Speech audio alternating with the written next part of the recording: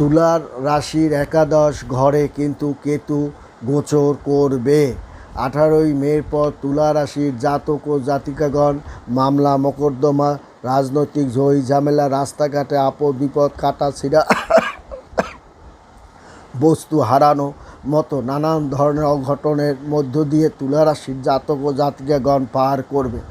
তুলা রাশির জাতক ও ব্যবসায়িক তারা কিন্তু ব্যবসা বাণিজ্যে তাদের কাস্টমারের হারটা কমে যাবে, লোকসানের দিক ধাবিত হতে পারে। তাছাড়াও তারা মনের মতো জায়গায় ভর্তি হওয়া নিয়েও সংশয় দেখা দিতে পারে। তুলা রাশির জাতক ও জাতিকাগণের অতিরিক্ত খরচের হারটা বেড়ে যাবে। অহেতুক লোকজনের আগমন তার পরিবারে ঘটবে। ছেলে মেয়েদের পড়াশোনার মান কিন্তু নিচের দিকে ধাবিত হতে পারে।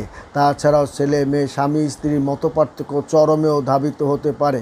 প্রেমে ব্রেকআপও ঘটতে পারে তুলা রাশি